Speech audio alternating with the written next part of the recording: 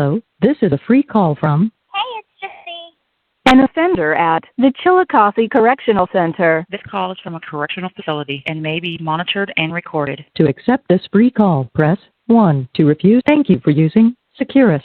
You may start the conversation now. Hi, is this Joe? It is.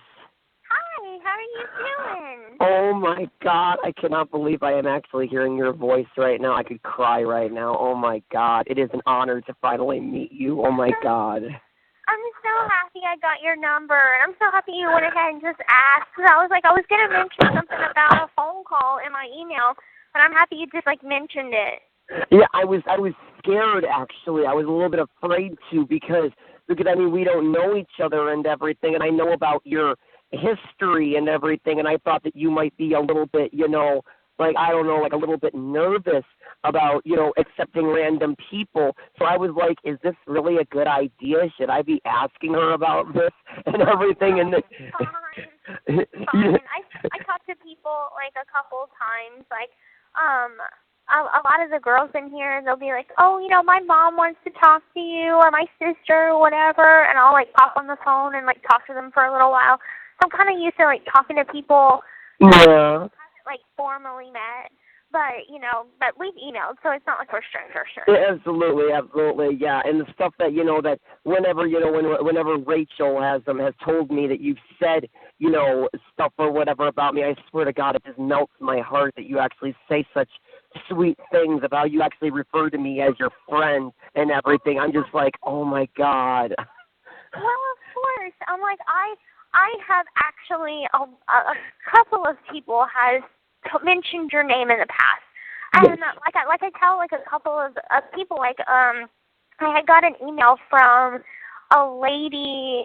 Actually, 2 women had emailed me over the last month and a half or whatever, and they just straight went off on me, and they were so mean to me. They're like, you fake ass bitch, I sent you stamps and you never sent me an email, you never replied. And I'm like, hey, listen, I've got a lot going on in here, and I have 10,000 contacts in my JPay account. Oh man. This all happened within as soon as the act had came out, people started adding me on JPay, and they may have emailed me and they may have not. They may have just added themselves without sending an email.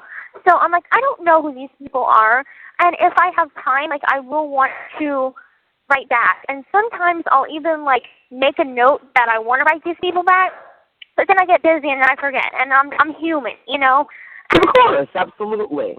So, just because you're there doesn't mean you're not human. I mean, seriously. Right. And so I wanted to explain to her. I'm because the things that she told me, she's really, really mean about it. And I'm I apologize. I don't want anyone to feel like I've been rude to them. Mm-hmm. I appreciate it about their support, because that's far from the truth of what my intentions are. I truly wish that I could write everybody back and give everybody my full attention. And a lot of people are like, I want to be your friend, and I want to talk to you all the time. And I you can ask Rachel. I call Rachel probably twice a month. Yeah, she's told me. That's my best friend even. So it's sure. Personal to anybody. And so I remember my ex-fiance. I remember he mentioned your name. Mhm. Oh, did he? Yeah, a while back, a long, long time ago. And this call is from a correctional facility and may be monitored and recorded. That's a little prompt, just ignore that. But he mentioned your name, and then another friend of mine, Jeff Gagnon, he mentioned your name, and I was it wasn't until Rachel was I really this guy is so supportive of you. And I'm you know what? I think what I'm going to do is I'm going to go through, I'm going to scroll down the list of contacts and look specifically for his name and reach out. And yeah. Because I also got a little bit, I'll be honest with you, I also got a little bit nervous because, like you say, so many people had mentioned my name to you and stuff like that. And one of the biggest things, one of my biggest goals that I did not want, I don't want to bring up a painful subject, but I did not want to end up sounding like Nick. I did not want to end up sounding obsessed and everything, like I was obsessed with you or anything like that. And I was thinking, I was like thinking to myself, with all these people that know about how much I support you, and yes, I'm not going to deny it. Yes, that actually is. I hope this doesn't freak you out, but ever since I heard your story, ever since my very good friend Angela told me about your story, and I started doing research on you, looked up YouTube videos and interviews, I've even read some pretty fictional books or whatever that have been released. I'm like looking at these books and I'm like, yeah, this does not sound like what really happened and all that and stuff like that and all that stuff. And I am like thinking to myself, I'm not going to lie, I really hope this doesn't freak you out or anything, but it is kind of one of my dreams to actually meet you in person and actually be able to just sit down and just talk to you, because I can really relate to you. I mean, maybe not to your extremes, but I really feel when it comes to being a victim, I can really, really relate to you. And now here I am now, like one of the admins of a group that supports you and all that kind of stuff and everything. And I started thinking to myself, if this goes on the way it is, if people talk about me as much as you say, I can bet you anything she's probably going to end up saying, he's just another Nick. He's probably just after my body and everything. I was like, I'm going to F this up. No, that is absolutely not at all what I thought about at all. Like, that never even crossed my mind. So you don't even have to worry about that. Thank you, God, yeah. No, that wasn't even a thought in my mind. I was so nervous for so long because I knew that, like, through messages or whatever, that from, like, the people that told me about you, they're like, he has something he wants to send to you. And I was like, I don't know if I could even get it. Yeah, that's what I was scared of. They're so picky. The mailroom is so picky about what I can receive. And, like, whenever somebody sends me, like, a picture, they can't send me a picture and a letter in the same envelope. It's like in separate envelopes. And that doesn't make any sense. It's a stupid rule. But exactly. And then another rule is you can't have a picture with writing on the back. And, you know, these are stupid rules. So it's like I've been kind of nervous, you know, to receive, you know, be like, okay, go ahead and send me what you want to send me, for fear of that they would just, like, throw it out or give it to me or whatever. Because especially when I had that, I don't know if you were aware of this. I don't know if it was ever brought up. I'm trying to actually say this stuff before our time is up because I have, like, no concept of time and everything. But the thing of it is that I don't know if you were told of this or whatever, but I have spoken to your stepmom and everything. I have spoken to your stepmom via Facebook.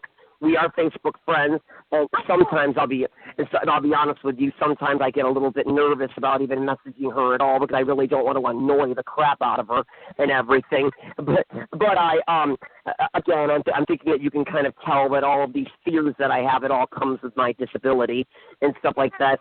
Yeah, but anyways, I had asked her, and may be monitored. I had asked her I had asked her like several times.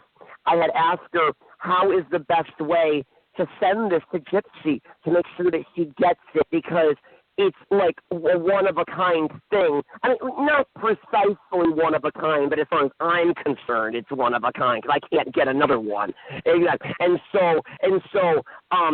she said the next time I go visit her in prison, I'll ask her what is the best way to do it. Months went by.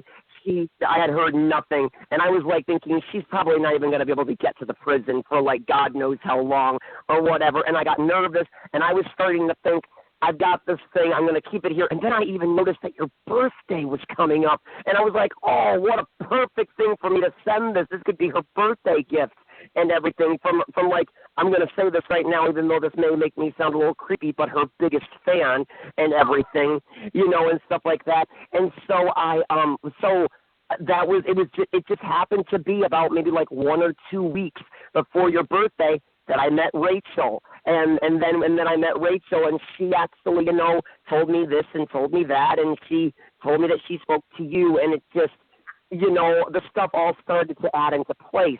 And ever since you started responding to my emails, you really, really have made my days so much better, because I spend almost every day by myself, lonely in my room, like just feeling very depressed. As I've mentioned to you, I am a victim of abuse myself due to my wife and all that stuff and everything. Not to your extremes. I'm not going to go that far, but I mean, still bad and everything.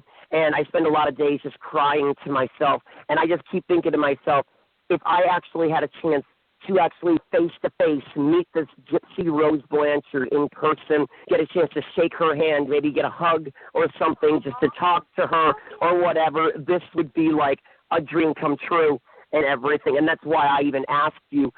Like I've even been thinking to myself, like, I wonder if she would ever allow that after she was released, if she would ever actually make that possible for us to actually have that happen. And yeah. You live in New York, right? Yes, I do. Okay, so I know I had a couple of connections that, whenever I did a couple of interviews in the past with like ABC News and whatever in 2020, I made friends with a couple of the journalists, and they've invited me to come and like stay a weekend or whatever in New York when I get out. And so, while I'm in New York, we can set up a meeting, and that way we can meet up. Oh my God, that just makes me want to cry just hearing you say that. That is just, oh man, I can't believe that you're so, what's the word? I guess the word is confident or whatever about me and everything, and you're not freaked out, because most people that I speak to, if I even mention at all that I even want their phone numbers, they just like, okay, you're a weirdo, and they just block me or something. That's been happening a lot on Facebook, where people just get freaked out by me and they block me without an explanation. I'll wake up the next day and see that they've blocked me. You have continued to write back, and it's just, oh my God, it just really makes my day so wonderful. I consider you as a friend, and it's like, now that I have your phone number, if you like give me your basic schedule to know like when is like good times for me to call. Yes, well, to be honest with you, Gypsy, I'll be dead honest with you. I am actually a pretty free guy, because that's one of the depressing things about my life, is that I actually don't do anything. I have no work, and it's not because of COVID. It's got nothing to do with that. It's just when you're disabled, it's very, very hard to get hired and all that kind of stuff. So I have no job. I haven't had a job since 2016 when I was a babysitter. That was my last job that I had. So I have no job. I have no real life. I have no friends in New York that I actually just hang out with. The majority of the time, throughout all my days, throughout all of my life, I am pretty much just sitting in my room watching TV, whether I'm doing more research on you, hoping to find more new stuff, which there really hasn't been, but just hoping to find new stuff and maybe and all that stuff, whether I'm doing that or whether I'm, I'm a pretty free guy, if you know what I mean. I am like available all the time. So just getting a phone call from you just for the limited talk, that just makes my day soar. And so, and I just have one question over before our time is up and everything, before you go. Well, actually, two quick questions really quickly. Number one, how are you holding up and everything, what with COVID and everything? Are you safe in there? Are you okay and all? Yeah, I'm doing okay. I know the prompt said we have like 1 minute left because there's like 15 minutes that allows us to talk. Yeah. But like I'm doing okay. Like I'm doing the best I can, holding up. I try to stay as like busy, whatever, mentally as possible. I have a very boring life right now as well. I study for school, I watch TV, I play on my tablet, and I draw. It's very limited. There's so many times I just keep wishing that I could. There's like so many times I'm wishing that you guys actually allowed like video chats and stuff like that. I would love to do something like that. But yeah. But yeah, I will give you another call, anytime, because if you're free, I'm just going to call. Yes, please do. Yes. Oh my God. I know you won't, but I was just saying, if you called me tomorrow, I'm here. Secure it. Thank you.